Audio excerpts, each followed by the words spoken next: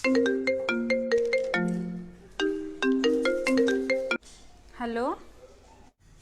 Hello. हाँ जीत भाई साहब पगा लागो। हाँ बीननी। हाँ खुश रहो, राम जी महाराज निरोग रखो, बना के हजारी उम्र हो, कमाई में फायदो हो। हाँ मैं यहाँ कह रही मार भतीजी है ब्याह वाली। हाँ काम में चतर चौकी पढ़ी लिखी है। हाँ। हाँ तो अपने बन्ना को कहीं भावता कर मिलो। हाँ तो थे ये क्या बोलिया बोल बक सतनो कनी मुंडा मो। हाँ कहीं मारे छोरा ने बेचू थोड़ी हूँ। और हाल उम्र ही को नहीं है कि नौकरी लाग गई। कौन कह दियो थाने? हाँ मारकन तो खबर आई कोई उड़ती उड़ती। नहीं नाम तो बताओ। कोई कियो मन के वे तो 7 लाख मांगे बताओ। इया नहीं सा नहीं 11 वाला तो हाल मन नोरा खार जा रहे हैं पर हाल करूँ घटे हूँ मैं। हाल भाइयों थाने लागे पन्ना बड़ा होता है कि नौकरी बेगी लागी उम्र ही कहीं है हाल तो। नहीं नहीं हाल कौन करनी आपने। हाँ ठीक है जना देख लो भाई। हाँ अपनी तो आई गुंजाइश है सर। बाकी बाई तो सियाणी है, आपके सामने बड़ी हुई। हाँ ठीक है जना मेल लो। ठीक है रख दो।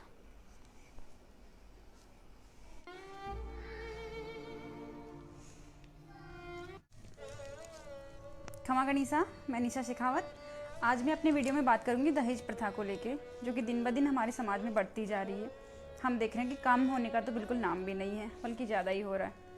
हाँ बहुत कम लोग हैं, 5% लोग हो गए मुश्किल से जो कम ले रहे हैं या मना कर देते हैं दहेज टीका के लिए, लेकिन 95% अभी भी लोग मांग मांग के लेते हैं। होता क्या है, एक तो बेटी दो, दहेज दो, ऊपर से कैश दो, फिर भी ससुराल पक्ष वालों को पसंद नहीं आता, सो नुक्स निकाल देते हैं।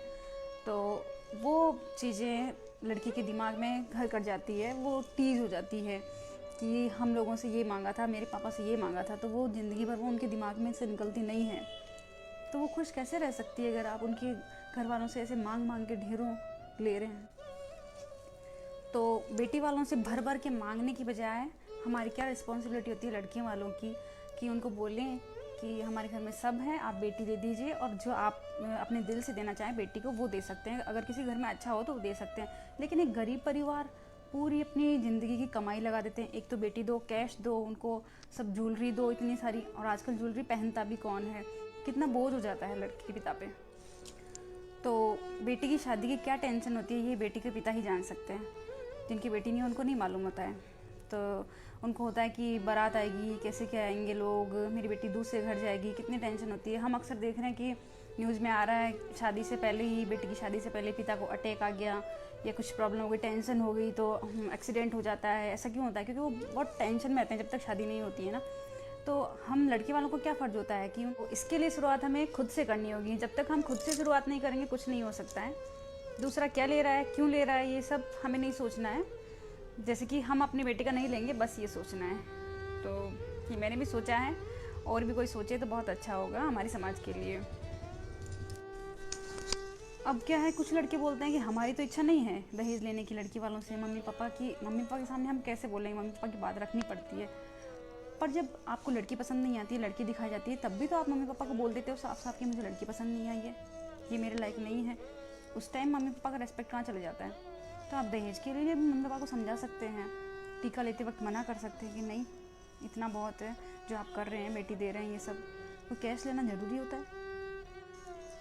तो अगर आप में है हिम्मत और है अगर आपकी किस्मत, कि बिना किस्मत के तो बेटी होती नहीं, किस्मत वालों की होती है, यहाँ मैं भी अनलकी हूँ, मेरी भी नहीं हुई, तो बेटी को पैदा करो। क्योंकि बराबर ही दर्द होता है एक माँ को बेटा और बेटी पैदा करने में। बेटी को जन्म दो, उसको 17-18 साल की करो, नाजों से उसको पालो और किसी दूसरों के हाथ में सौंप दो, साथ में दहेज भी दो, फिर भी वो लोग खुश नहीं रखते हैं।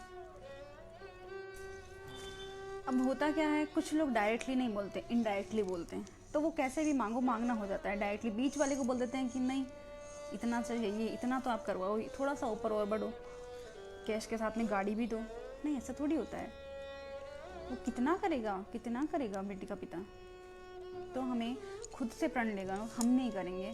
मैं नहीं लूँगी अपने बेटे का, चाहे कितना ही बड़ा ऑफिसर बन जाए, चाहे प्राइवेट में बिजनेसमैन बन जाए, लेकिन कैश लेना ही नहीं है। मेरी हाथ जोड़कर विनती है कि दहेज प्रथा को ख़त्म किया जाए। बहुत सी लड़कियों के दिमाग में से ये बात निकल ही नहीं पाती है कि ससुराल वालों ने मेरे पापा से इतने पैसे लिए थे, वो खुश रह ही नहीं सकती उस घर में। हालांकि इस वीडियो में मैं थोड़ी सी नर्वस थी क्योंकि टॉपिक ही कुछ ऐसा था, दहेज प्रथा, तो वैसे ही गला भर आता है, सबको पता है, लड़कियों को खासकर। तो बहुत ही स्पेशल वीडियो बनाया मैंने, देखिएगा और ज़रूर बताइए कैसा लगा मेरा video. Thank you. Like, comment and share.